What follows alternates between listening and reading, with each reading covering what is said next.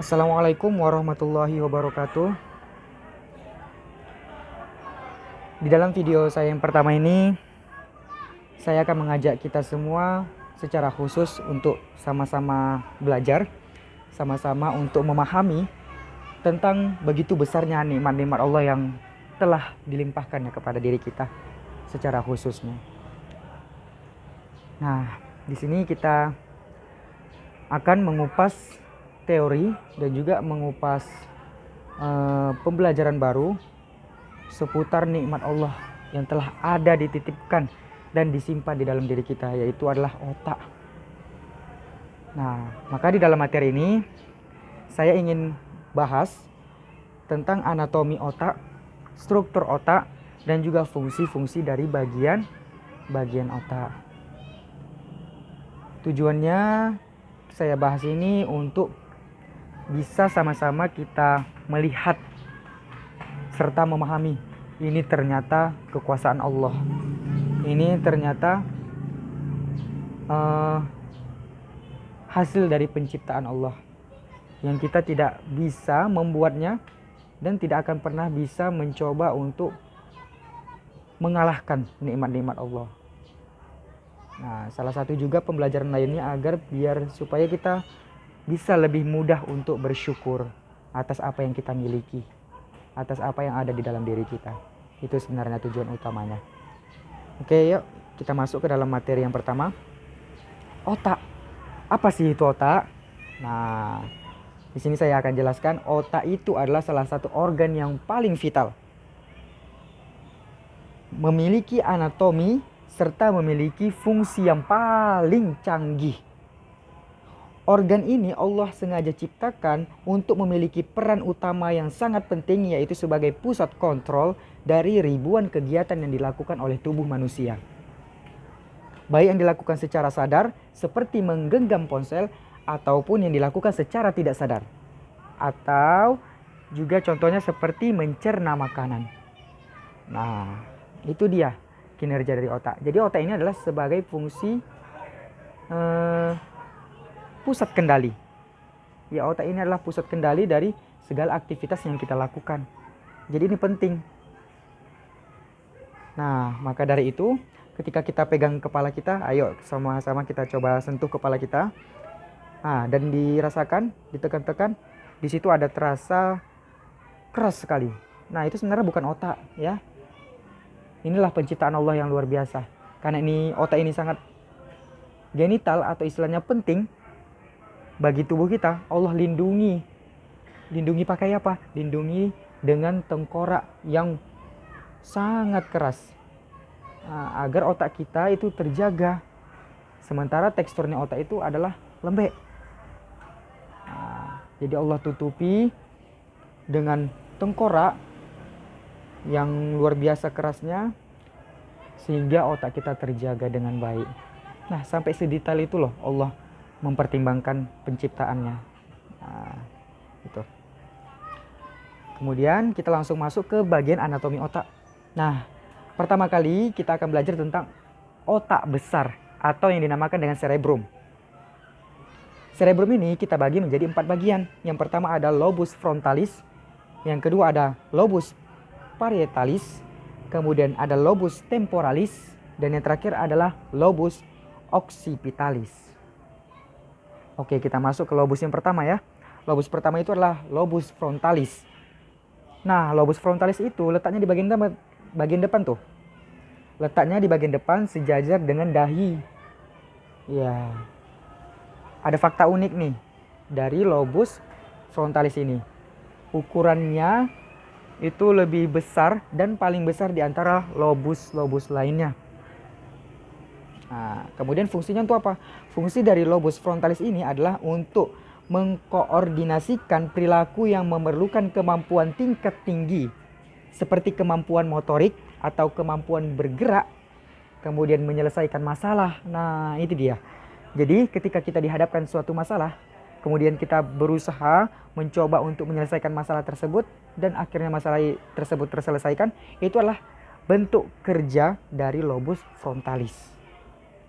Kemudian perencanaan, planning tuh. Nah, planning ini termasuk dari kerjanya juga lobus frontalis itu, ya kan? Kemudian fokus, iya.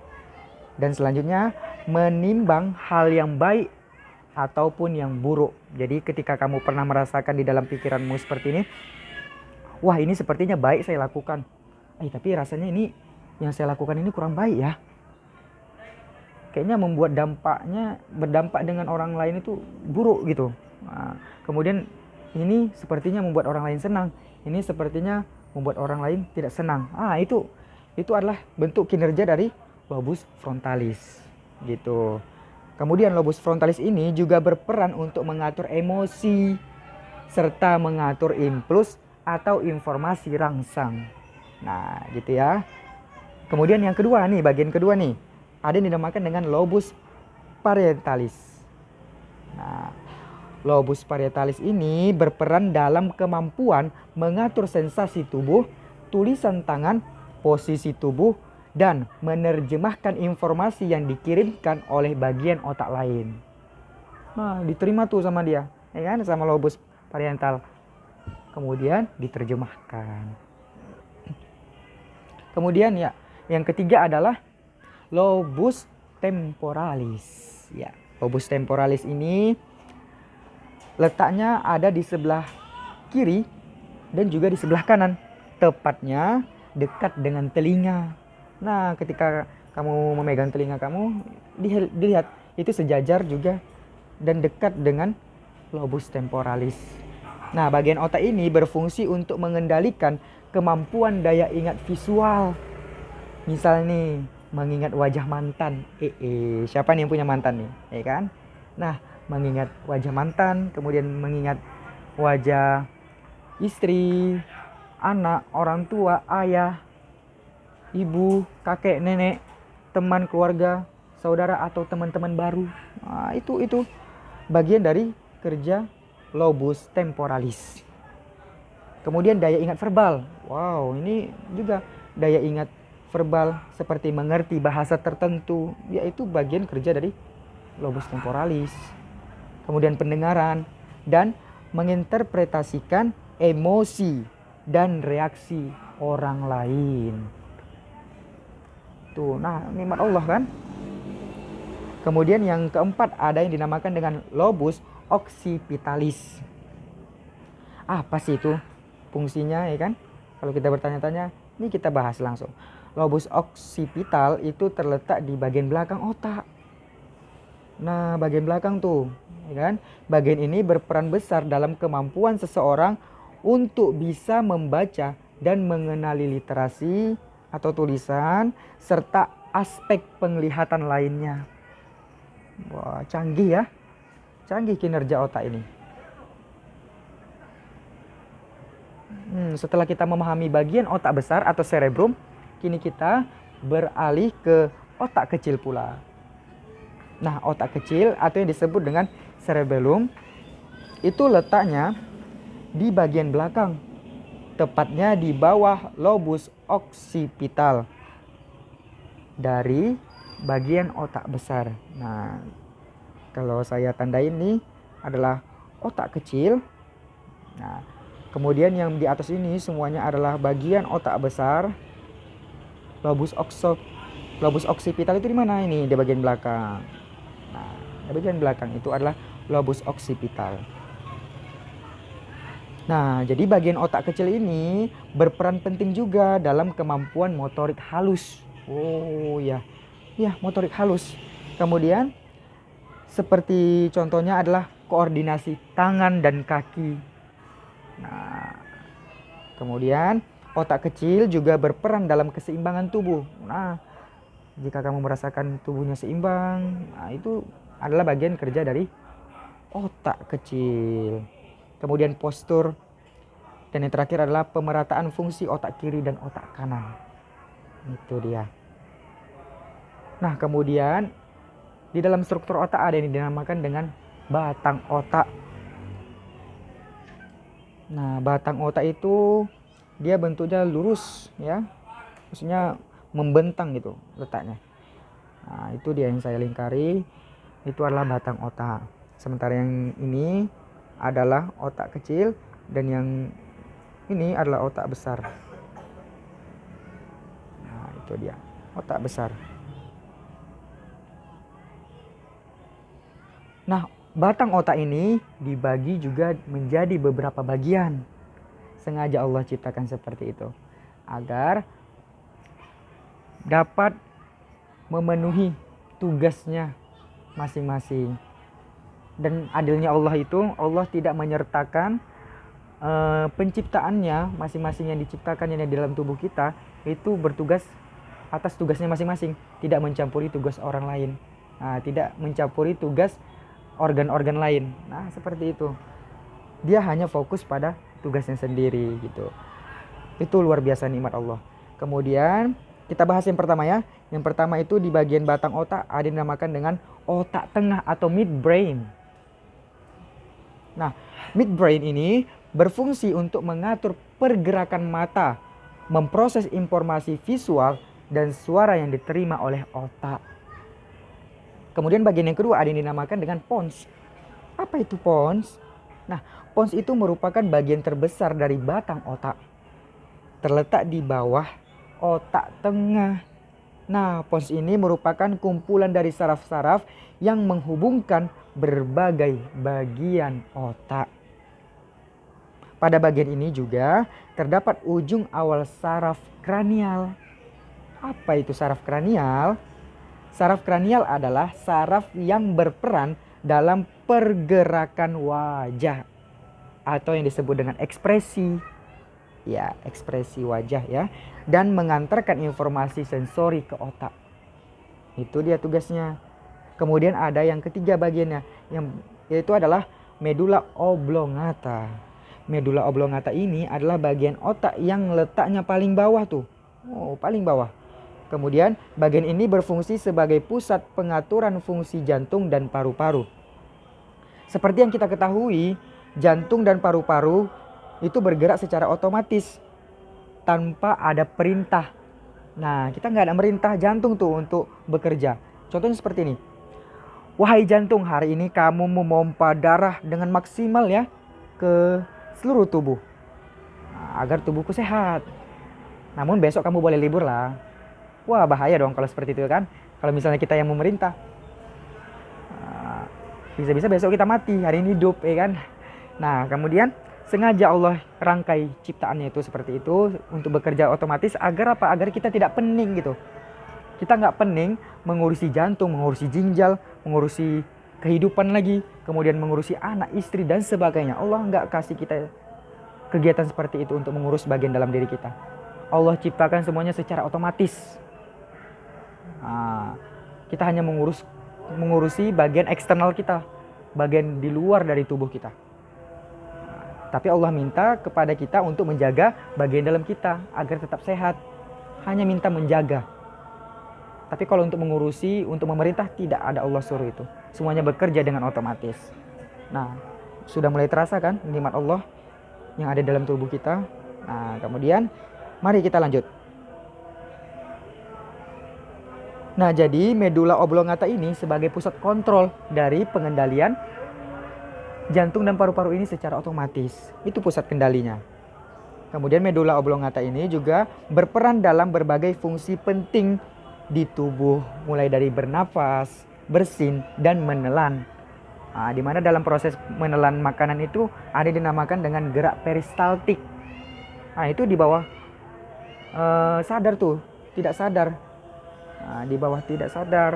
Nah, jadi gerakan peristaltik itu atas kendali medula oblongata juga. Kemudian ada yang dinamakan di dalam otak itu bagiannya yang dinamakan dengan talamus. Talamus adalah bagian otak yang terletak di batang otak dan fungsinya untuk memproses dan memindahkan informasi mengenai pergerakan sensori di otak. Bisa dibilang talamus adalah terminal transit sebelum informasi tersebut pindah ke korteks cerebri. Nah, kemudian ada yang dinamakan dengan hipotalamus. Hipotalamus adalah sekelompok sel yang terletak di dasar otak, dekat dengan kelenjar pituitari. Bagian ini berhubungan dengan banyak bagian lain dan bertanggung jawab untuk mengontrol rasa lapar, haus, emosi, suhu tubuh, dan siklus tidur. Nah, itu dia nikmat Allah itu luar biasa kan. Kemudian ada yang dinamakan dengan sistem limbik, di mana bagian-bagiannya terdiri dari amigdala, hipokampus, kemudian bagian korteks limbik, dan bagian septal. Nah, pada struktur ini berperan sebagai jembatan yang menghubungkan sistem limbik, hipotalamus, dan korteks cerebral. Bagian otak yang satu ini secara umum berperan sebagai pusat kontrol respon emosional. Secara khusus, hipokampus juga berperan penting dalam proses belajar dan daya ingat seseorang. Nah, tidak boleh dilupakan ya, sistem limbik juga memiliki banyak fungsi yang menarik. Nah, yang membuat kita tercengang-cengang atas fungsinya yang luar biasa, yaitu adalah menghasilkan perasaan, rasa bahagia, senang, kecewa, marah, kesal. Itu semua dipengaruhi oleh sistem limbik, dan itu alamiah kok terjadi. Kemudian mengatur produksi hormon. Nah, kemudian yang ketiga, memelihara homeostatis. Yang keempat, rasa haus, rasa lapar. Nah, kemudian yang keenam, dorongan seks. Wah, dorongan seks itu alamiah terjadi ya pada dalam diri kita. Itu sangat-sangat alamiah. Kemudian yang ketujuh adalah pusat rasa senang. Rasa senang itu adalah atas kendali limbik system atau sistem limbik ya. Kemudian selanjutnya adalah metabolisme dan memori jangka panjang. Seperti itu. Nah, kemudian bagian berikutnya dari otak adalah ganglia basalis. Ganglia basalis ini adalah sekelompok sel saraf yang berukuran kecil dan terletak di sekeliling talamus. Bagian ini sangat penting dalam mengatur pergerakan tubuh manusia. Ganglia basal dihubungkan ke otak bagian tengah melalui dua komponen yang dinamakan dengan red nuclei atau sel saraf berwarna merah serta substantia nigra. Itu dia. Nah, otak juga memiliki fakta unik dan menarik yang perlu kita ulas. Yuk sama-sama kita bahas tentang fakta-fakta yang sangat menarik tentang otak. Yang pertama, ada otak manusia memiliki bobot sekitar 1,5 kg. Canggihnya ciptaan Allah itu tak ternilai. 1,5 kg sudah bisa mengatur segala macam hal yang ada dalam tubuh kita ini. Kemudian volume rata-rata otak laki-laki itu adalah 1274 cm kubik. Sementara volume rata-rata otak perempuan itu adalah 1131 cm kubik. Nah, ini kita kuat nih. Mengapa Allah ciptakan otak laki-laki itu volumenya lebih besar dibanding perempuan?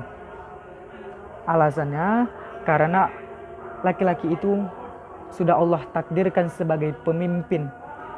Sudah Allah takdirkan sebagai tanggung jawab yang lebih besar. Allah titipkan tanggung jawab yang lebih besar pada anak laki-laki. Pada laki-laki. Kenapa? Nah, karena di situ ada letak kepala keluarga. Nah, jadi di balik kepemimpinan, di balik tanggung jawab itu ada ide cemerlang, ada ide kreatif, ada imajinasi, ada fantasi. Itu sengaja Allah ciptakan volumenya besar untuk menampung itu, menampung ide, gagasan, imajinasi, kreativitas untuk itu. Nah, agar laki-laki itu bisa berpikir lebih cerdas, bisa berpikir lebih matang, kemudian bisa melihat peluang-peluang yang ada di sekitar. Itulah tujuannya Allah menciptakan volume otak laki-laki itu lebih besar. Kemudian yang keempat adalah otak menyumbangkan sekitar 2% dari total berat badan.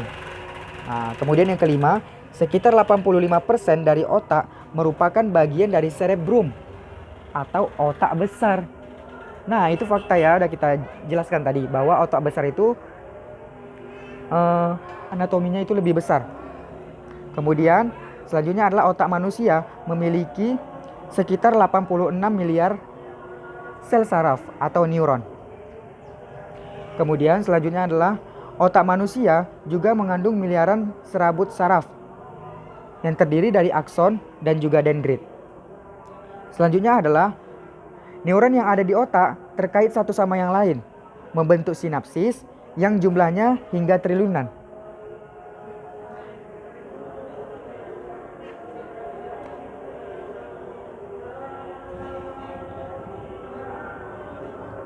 Nah, ketika saya sudah berbicara seperti ini, mengkaji lebih dalam tentang struktur otak, anatomi otak, serta fungsi-fungsinya, maka bisa kita renungkan sama-sama bahwasanya nikmat Allah itu begitu besar. Bahwa Allah telah titipkan di dalam diri kita ini penuh dengan kenikmatan. Allah hanya minta kepada kita untuk menjaga nikmat yang Allah titipkan dan terus belajar untuk memahami dan juga terus untuk menjadi orang-orang yang bermanfaat dan mengikuti segala macam perintah yang Allah tetapkan di dalam Al-Quran serta menjauhi larangannya. Itulah yang disebut dengan takwa. Nah, mudah-mudahan dengan penyampaian materi kita kali ini bisa membuat pribadi kita masing-masing untuk lebih bersyukur dan kurangi mengeluh. Karena itu bisa berdampak buruk bagi akal sehat kita dan juga bisa berdampak buruk bagi otak kita secara khususnya. Oke, itu saja dari saya, itu saja dari penyampaian materi saya. Lebih dan kurang dalam pemilihan kata-kata saya mohon maaf karena saya manusia biasa, letaknya khilaf dan letaknya salah. Mohon ampun kepada Allah atas segala kekurangan. Saya Hadi Al-Hail izin mengundurkan diri. Assalamualaikum warahmatullahi wabarakatuh.